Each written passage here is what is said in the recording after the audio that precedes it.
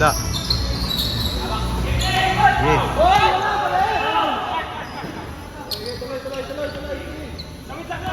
Ibanat.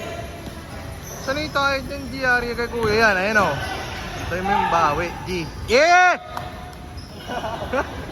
2 PC shock. お前はもう死んでいる。何？おは匠でギゼブ。 Nice rebound yan. Patay, inis na ito. Tangina, grabe yun, no? Kala mo quarterback, G, no? Paano, G? Paano, G?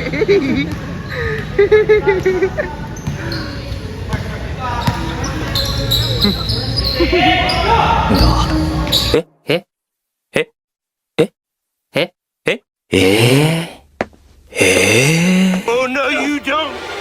Huli.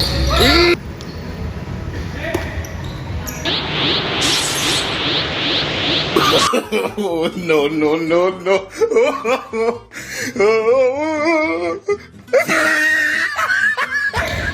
Diyan na tayo. Bangya!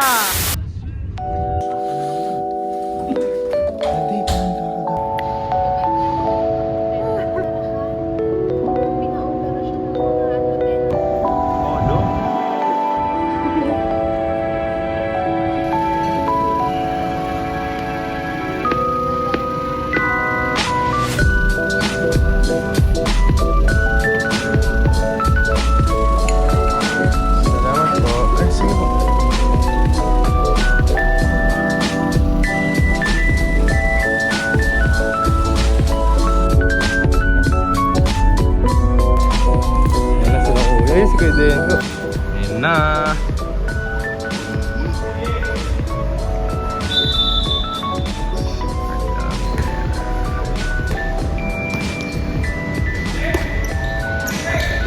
Diyan na tayo. Bangya! Bangya! Mikey, dinantay mo. Quiz mark. Quiz Denso. Kaka na rin yan, G. Ayun na. Quiz Denso. Patay. Bang!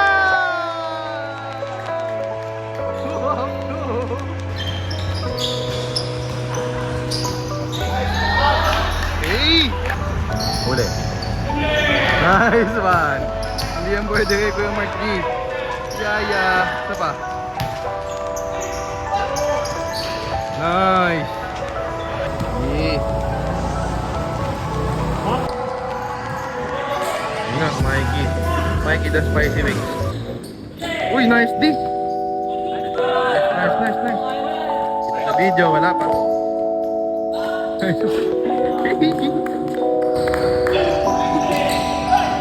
Nice D. Bawal yan. Nice.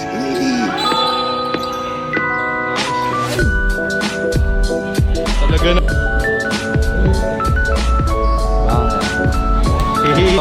Kalaban pala si Mikey. Hey!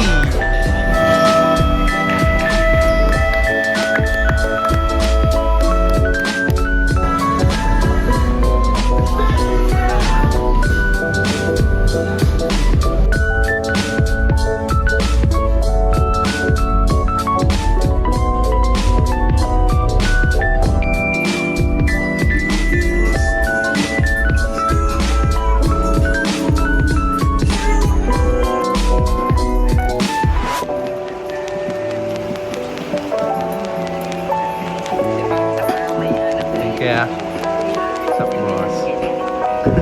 Okay na.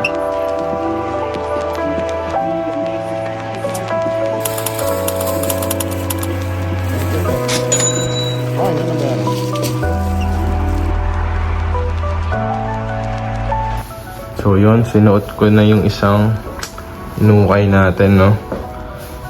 Yung 9/11 tribute na may sheriff, police, and fire department. Fit Ito yung recent pickups pala sa MCS Makati Cinema Square. Hard Rock Cafe PG dito sa chest part.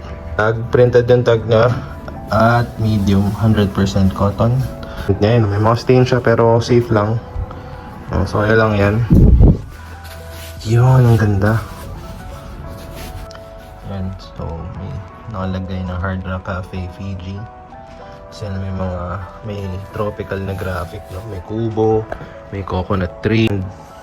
Established 1971. Hard Rock Cafe Fiji. Overall, napaka-solid ng team na to. Possible PSG to, no? Next, Nike na jersey. Large on tag. Printed yung tag niya. Yan, dry fit. Solid lang na jersey, no? Baka panglaro ko lang din to. Yan. Another Nike na jersey. Manchester United, no? Embroidered sa harap. Tapos embroidered din yung Nike swoosh. May nakalagay lang dito. May graphic dito ng MLKB Red Devils. Yan. Dito may emblem ng Nike. Embroidered din. Crispy. Solid 9.5 tong XL on tag. Yan. Nike. Tapos sa likod, ito yung nakalagay. Manchester United Red Devils. Ito, GU na stripe tee. XL on tag. Drop shoulder siya. Tapos parang may silhouette siya nung hindi ko alam kung tawag dito, nakalimutan ko. Pero madalas meron to sa crew neck. Yung cuff yung bottom part. Yan. Intact din yung wash tag. Yan, GU. Ito, New England Patriots. NFL Team Apparel Nike Dry Fit XL on tag. Yan, sobrang crispy. Walang kahit anong issue. Kita nyo naman yung detail. Walang kahit anong cracking. Solid 9.5 tong T. Di yata nagamit to eh. So lalabahan ko lang to.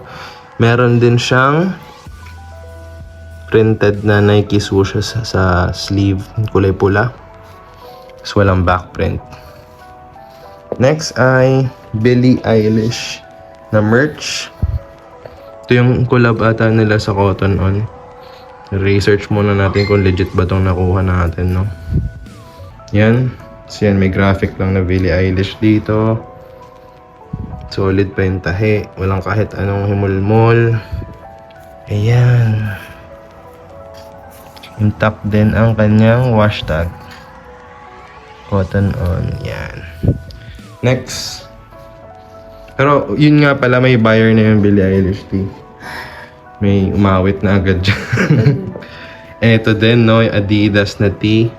Small on tag. Di ko alam kung anong year yung ganitong hard tag eh.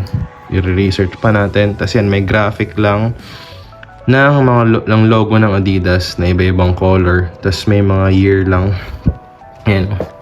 Taon siya eh, kasi nag-start ng 60, 64, 68, 276, 80, 48. Or, yun, tama ba? Yun yung ibig sabihin niya, no? 96, 2000, 04, 16, 12. So, i-research ko pa kung anong meron dyan sa mga year na yan.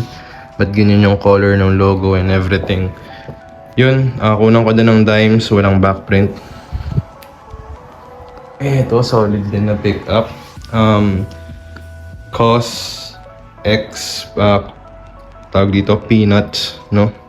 So, ayan, si Joe Cos. Si Snoopy, na may silhouette lang ng Cos. Yan, may suot siyang shades. Tapos yun, may silhouette ng Cos na may pula. Tapos, meron pala siyang, hindi ko nakita to nung una, oh. May embroidered din na X na yung mata, no? Dito sa sleeve. Yan, walang kahit anong problema yung tee. Talagang napaka-solid. Tapos ayun, oh, yung ganun din pala siya. Ano bang tawag sa ganito? Yung one, lang, wala siyang, walang tahi yung side na kagaya nito. Kalimutan ko yung tawag pero may tawag dyan eh. So yun, please paki-comment sa baba mga utol, no? Tawag dito yun, possible PSG pala yan, yung Cos. Dahil ang ganda eh. Pero pag yun, may good offer, may mabilis tayo kausap, no? Ito ang tawag dito, Harry Potter pala na merch. Small on tag. Yan, may buyer na rin to. Embroidered yung golden snitch. Tas yan, Hogwarts Seeker, embroidered din. May etiketa dito. Quality Garments, Beast Kingdom since 2009. Yeah. Yan, may buyer na rin yan. Ito din, Stussy na T, medium on tag. Hindi ko sure kung legit to.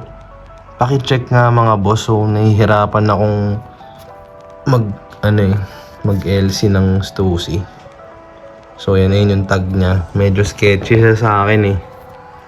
Tapos wala ding hard tag. Pero yun, may bibili na rin nito. So, yan. Ito yung print niya. Solid pa. Unting fade lang. Pero alam niya naman yung Stussy.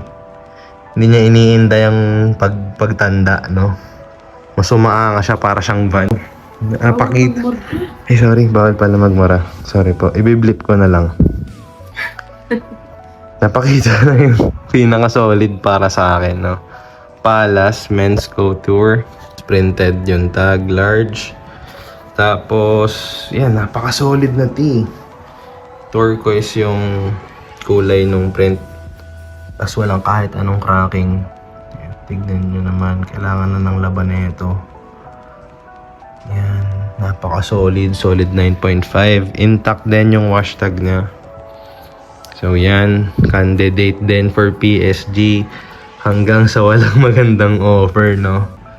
Yan. Yeah. So yun, next tea ay Uniqlo. Collab nila sa Disney. Yan yung mga Disney princess. Hindi ko kabisado eh. Si Elsa, si Cinderella. Sila si Moana, no? Yan, basta yun. Nagkalat yung mga I got too many hoes. Joke lang po, biblip natin ulit. Tapos yan, may graphic lang na Ralph Breaks the Internet sa likod. Yan. Wala din kahit anong cracking at sold na rin to, no? Inawitan agad. At yung last tea ay PSG ko din. Isang solid lang na gray tea, no? Yan, walang kahit ano yung parang ang tawag dito. Grainy na na solid ko. 100% cotton siya eh. Tapos sa tag, large on tag, pero hindi ko alam kung anong brand eh. May instructions ng kung paano siya lalabahan. Tapos ganun din yung side niya. Walang isang buong fabric siya. Hindi tinahi. Ayun, si-search ko pa nga lang eh. Pero nakalimutan ko kasi. Sana may mag-comment, no? Kung tawag sa ganun. Yan. So, yan lahat-lahat yung na-pick up natin. So, yun yung lahat na na-pick up, no? Sa MCS, yan yung recent pick up natin. At lahat yan ipopost ko sa IG page. Nostalgia Haven. Check nyo guys. Follow nyo ako doon para makita nyo lahat ng available na ibebenta ko, no? Lahat yun ipopost ko doon. Tapos, tawag dito, update din pala kung nakamagkano na tayo doon sa pagulong. Ang dami pang available na tawag dito tea na hindi ko pa nabibenta, pero ang dami ko na din nabenta na hindi ko napansin. Yung mga hindi ko nabenta dahil ginawa kong PSG, no? Yung Clay Nerds, yung 90s na boombox na sinuot ko kasi nagandahan ako eh. Tapos yan, lalagay ko dito, no? Hindi nyo kung paano ko siya sinuot. Ganda, sobrang solid ng t-shirt. Yun, so mas lalo akong nanggigigil sa vintage na tees. Dahil mas na-appreciate ko sila. Naisipan ko kung paano ko susuot. Kagaya ng Hard Rock Cafe na Fiji. Sobrang ganda nun.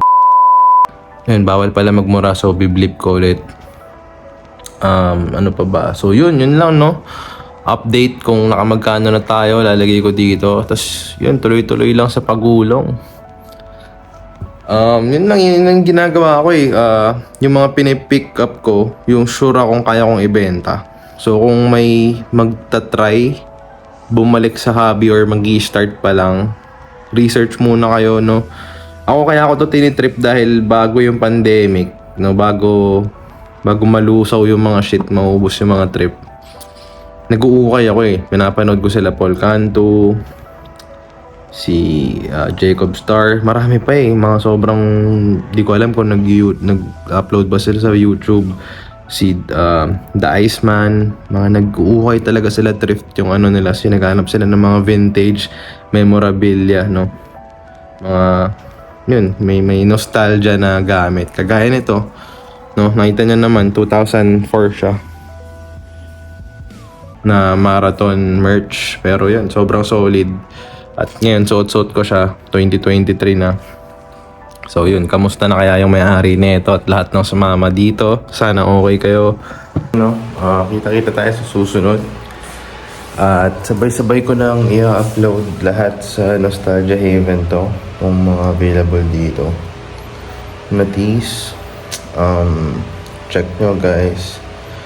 Again, maraming salamat, no? Kita-kita tayo sa susunod. Dadalhin ko na pala sa washer tong money bag, you know. Lalabahan ko na siya para madali na lang.